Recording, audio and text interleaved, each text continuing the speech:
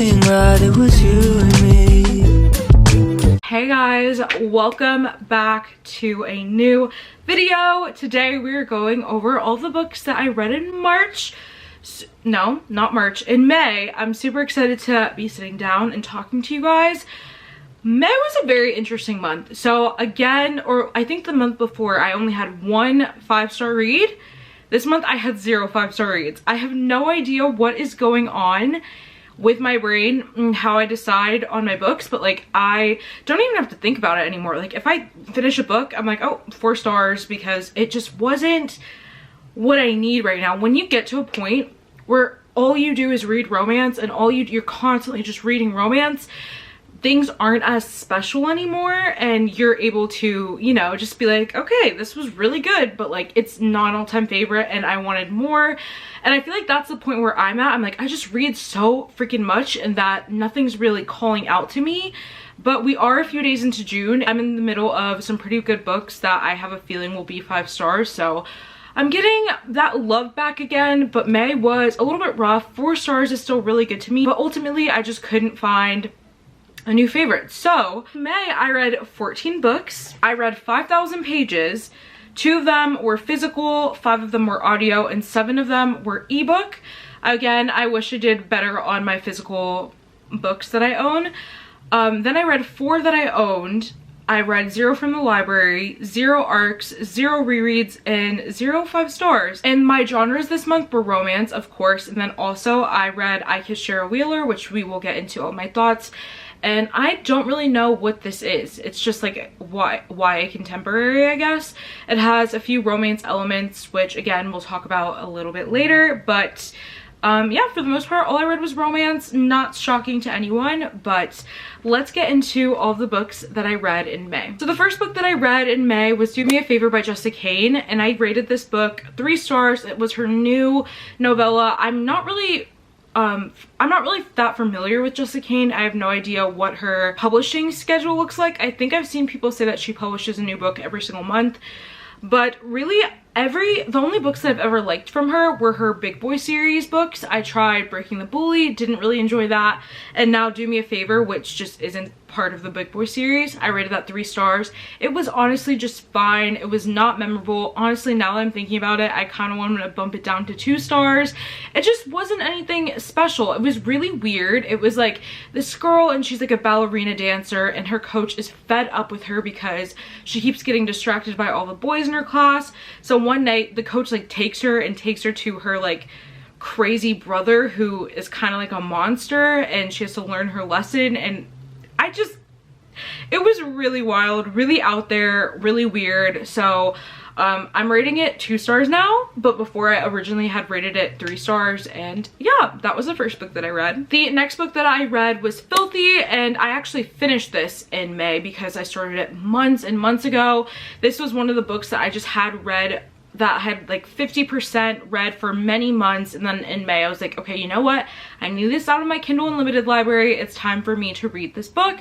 So I ended up giving this book 3 stars. It basically it's about this really docile woman. She runs like a bakery. This mafia slash like business-y guys, they really want to buy the building that she does her bakery in. And one of the sons was sent to go talk to her and convince her. Before he went, he looked at a picture of her and he became obsessed with her. She is also I think it's not I think she's also Irish, I believe is what all of the characters are. And so he's like, oh, I'm so into her, like, yes, this is gonna go great. So he goes to the bakery to talk to her, and she's literally like, what, he's giving me attention? Because she's not used to attention at all. People usually look at her best friend, like skinny blonde girl, and she is like a bigger girl with bright red hair, so she's just not used to a lot of attention.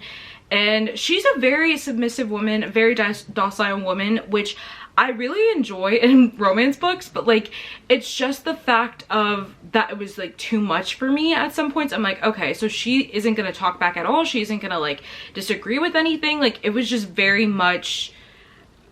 docile, I don't know. And then on top of that, it was just really boring too at certain points. Like they get together super quick, and he's like, okay, we're getting married now. Like, he's just so obsessed with her, and I didn't really love him as a hero either. So this one was 3 stars, and also the book was way entirely too long for my liking. I don't know what is up with romance authors just like packing on the pages in their romance books, which if I'm loving the book, no problem, add all the pages in the world. But if it's like 500 plus pages of nothing, like, come on. Like, I get, apparently authors, you get more money on KU if your books are really long, because it goes by like how many pages are read or the pages read, and that's fine, but just push out more books then. Like, I don't want to read a 700-page book of nothing. A lot of people love long romance books with not a lot going on, but I'm at the point in my life where I'm like, okay. I mean, especially if I've read something like it before, if it's not anything new, I get annoyed. So that's why Filthy was only 3 stars.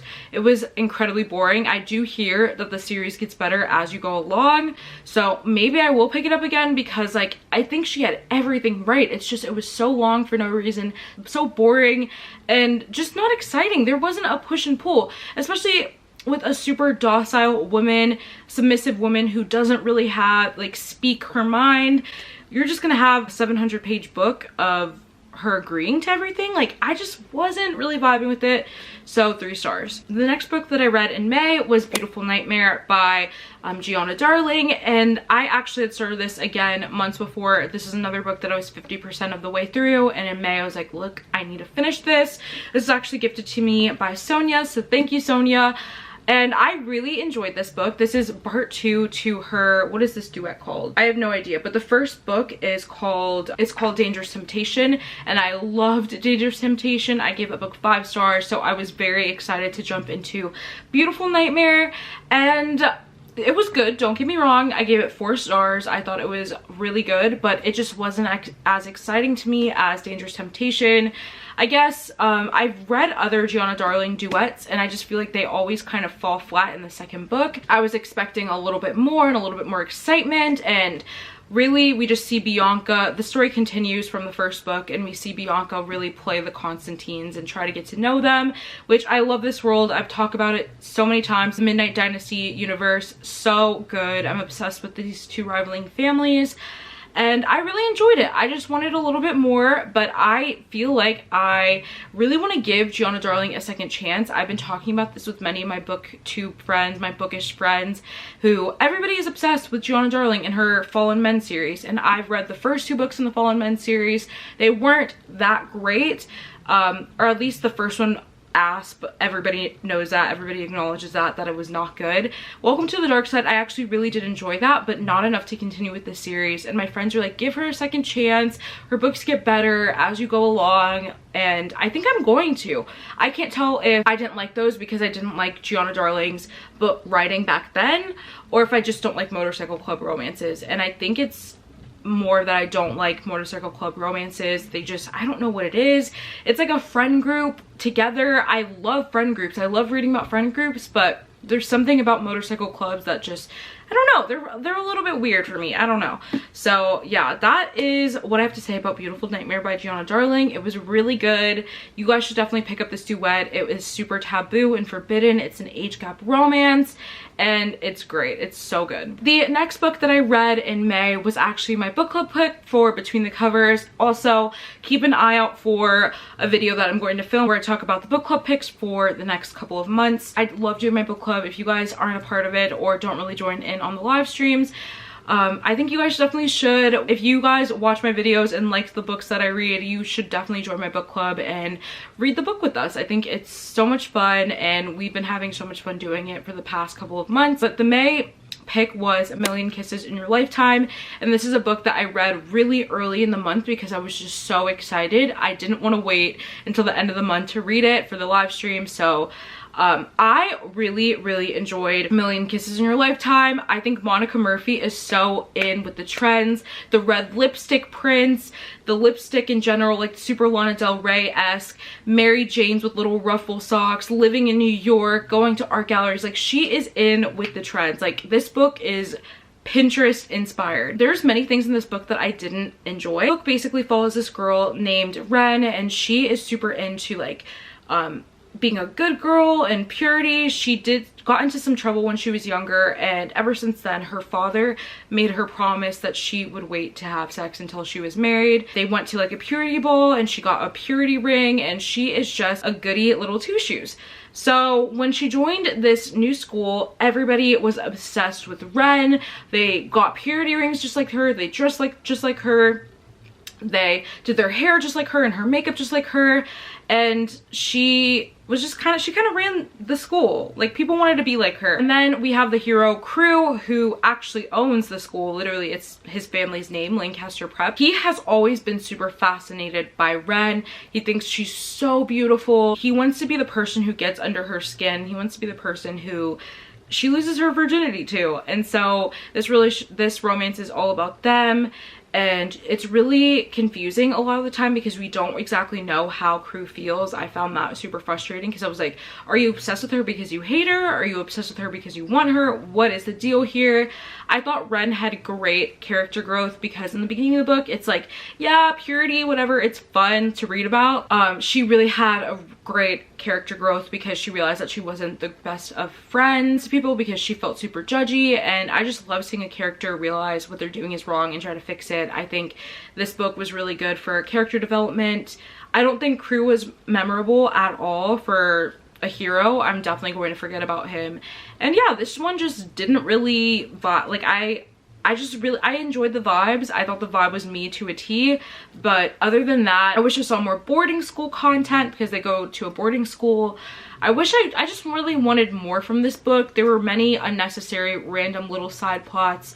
So at first I gave it 4 stars, but after having my discussion with Em and Reagan, I decided to bump it down to 3.5 just because there was just so many things that weren't needed. Like, it was, again, a huge book with not a lot going on. So yeah, I rated this one 3.5 stars. The next book that I read was Maybe Someday by Colleen Hoover. And I actually have a Colleen Hoover reading vlog up, so if you guys want my thoughts on Maybe Someday, definitely check that out, as well as November 9 and Layla. So I'm not going to spend time talking about these 3 books in this video because I do have a whole reading vlog dedicated to this, so definitely check that out. All my thoughts are in there, and just a little spoiler, if you haven't seen it yet, I've rated all 3 of these books 4 stars. The next book that I read was Mafia Mistress by Mila Finelli. I actually have heard so many things about this book and I enjoyed it so immensely. I listened to it on audiobook, and this book made me walk an extra mile because I didn't want to stop listening to it.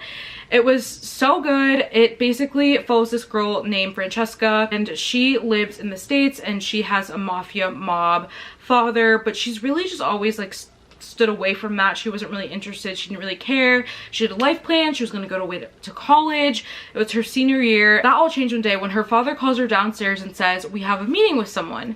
She finds out that her father got into some trouble and she needs to go get married off to the mafia boss's son in Italy. So she doesn't really have a choice in the matter. She tries to run away. It's not working. She has to go to Italy. But there is an instant attraction between her and the mob boss father, but that can't happen because she was supposed to marry his son. But he also feels attraction there, and I thought it was so good. I gave it 4 stars. I don't know if I'm really going to continue with the second one. I don't think I loved it that much to continue on because it's a duet, but I did enjoy it for what it was. I thought it was so hot, so spicy, and very taboo and forbidden, age gap, so much fun.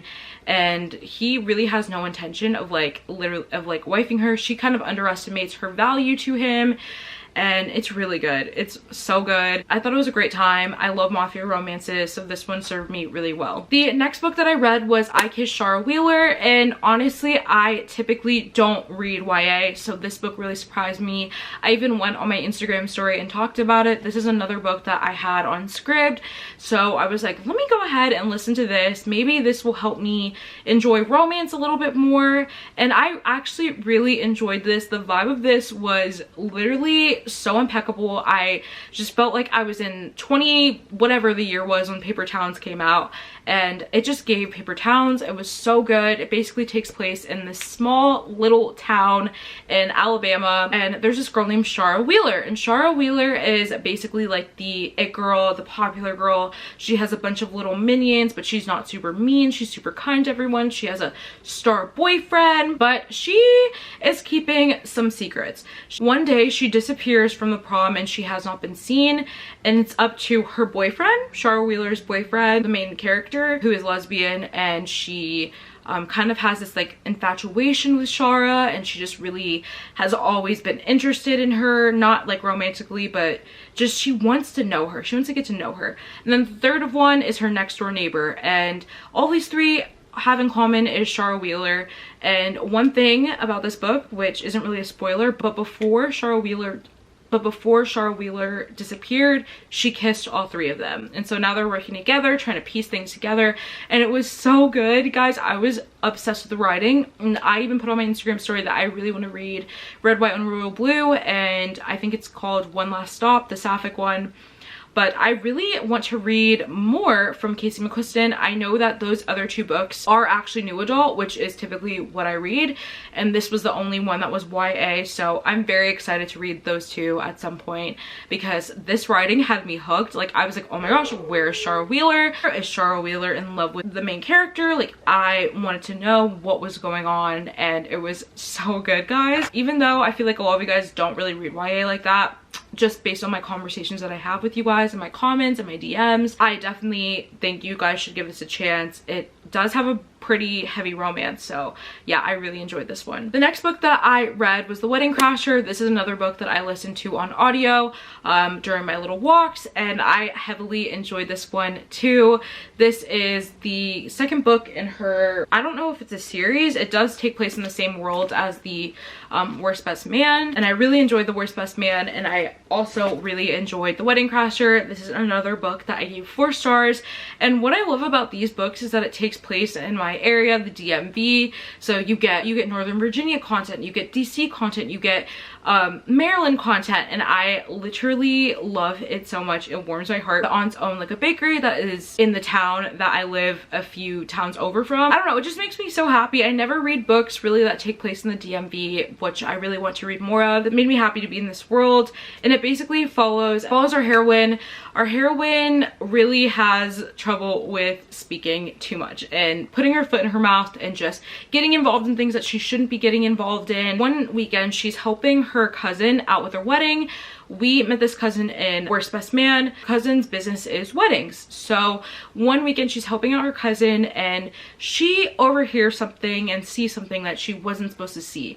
And that is the wife that is about to get married making out with another guy who isn't the groom, and basically about to get married to someone that she isn't in love with. So when she actually meets the hero, she realizes that, like, oh, she feels kind of bad. He's really nice. Like, what is she gonna do? And she decides during the ceremony to stop the wedding. Like, just say, I object, and yeah, she wasn't really thinking. So basically what happens is things are kind of ruined. These two kind of have this plan, not really to marry for love, but to marry for their own reasons, and everything is just kind of a crap show. The hero actually really needs to get married for this promotion that he wants. He needs to act like he is about to get married or in a relationship, and he just needs to seem kind of like a family man. So he and the person who ruined the wedding, the heroine, he decides to ask her for help, tend to be his girlfriend for a little bit. From that, they initially get really close. There's obviously attraction there, but they're doing everything they can to deny it and avoid it. They just want to help out each other. And then also the heroine has some family coming over, and her mother actually lied to her family and said, oh, she's in a relationship, so then he needs to help her out and be her fake boyfriend. I thought it was so cute, so good. The smut was so good as well, and I just really enjoyed this book. I thought it was really interesting, like the problems that they had, and yeah, I really enjoyed it, so I gave it 4 stars. The next book that I read was Set Up for Love by B Love, and I really enjoyed this book. I gave it 4 stars. It basically follows this married couple, and they're just not really vibing with each other in the current moment.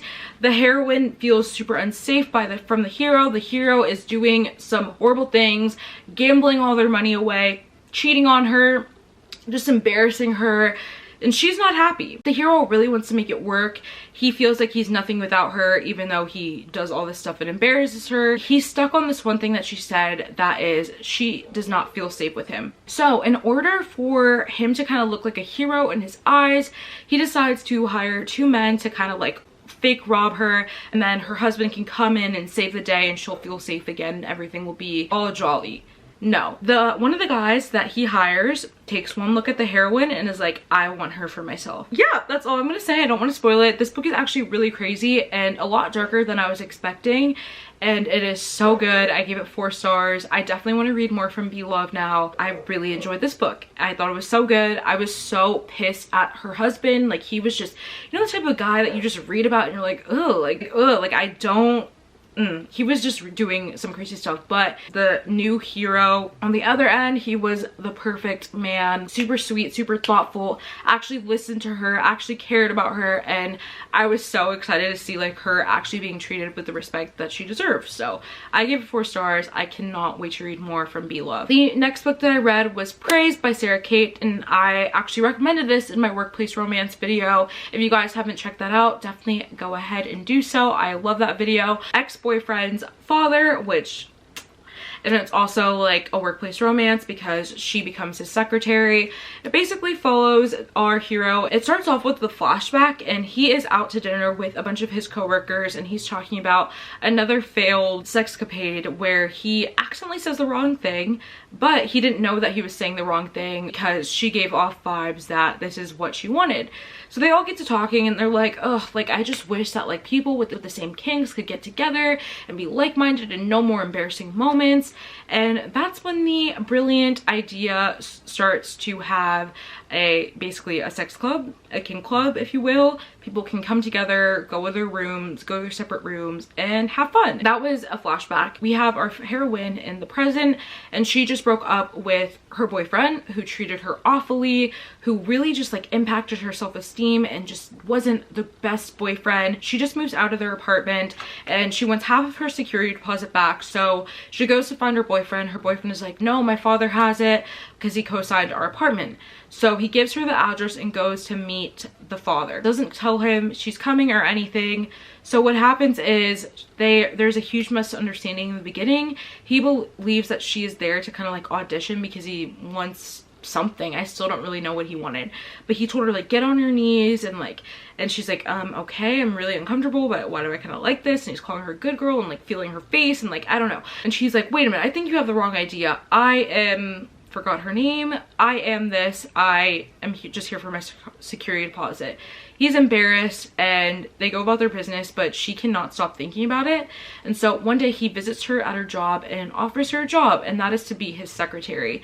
And I got a little bit nervous while reading this book because I was like, ugh, I don't want, like, I guess I know it's about a sex club, but I don't want her to be like a sex club worker. I do enjoy romance books like that, but I just wasn't really in the mood for that at that moment. But no, she was literally, his intentions was to literally for her to be his secretary. They work at his home office, but obviously attraction is there. Romance ensues, and it's so hot and so good. And I'm debating if I want to read the other books in the series or not, because those actually do take for the most part in a sex club. So we're gonna have to see. I think Sarah Kate is fabulous though. I thought her writing was amazing and I loved this book. The next book that I read was Wit by Cora Rose, and this was actually recommended to me by my friend Em from Em Reads Romance. Go check her out. Love her recommendations. She's amazing. But she recommended this book called Wit to me. It's an roommate romance, and I really enjoyed it. It has a little bit of a different dynamic where Wit is kind of like this emo guy, super tall, super lanky, super skinny, and he's actually the dominant one. And then the other hero is like a big jockey guy and he's more submissive. And I thought it was really good. This is a roommate romance. I thought it was good but weird. Caleb, I think was his name. Caleb thought that he was straight. It's weird that I feel this way, but he keeps doing things and being like, well, I didn't think I would do this, but here I'm doing it. And like, I don't know, it was weird. Like, he was acknowledging that like it wasn't what he typically does, but was like, oh well, I'm gonna keep doing it, if that makes sense. I don't want to give too much away, but it was like a really not well written book. at all. It was really random. A lot of things didn't make sense, but I kept reading it because I actually was super invested in the characters and their relationship. But if you just want to read a book where you just are focusing on the two characters and everything else doesn't make sense, is very confusing, but you're gonna keep going anyways, recommend Wit. It was good. I really liked it because the dynamics were different. And yeah, I gave it 4 stars. And last but not least, I read another book that my friend Em recommended, and that was Face Offs and Cheap Shots by Eden Finley and another author who I can't really recall right now. And I really enjoyed this book as well. It's another MM romance. This one's actually college hockey, and these two are rivals. They are both competing for the captain position for their senior year, and one of them really hates the other one, and the other one just thinks it's kind of funny. He's like, oh, I don't know why I push this button so much, but I'm gonna keep doing it. And their teammates decide to put them up against each other in a bunch of competitions not related to hockey, and because of that they get really close and have to do super embarrassing things together. There's just attraction there. Like, I don't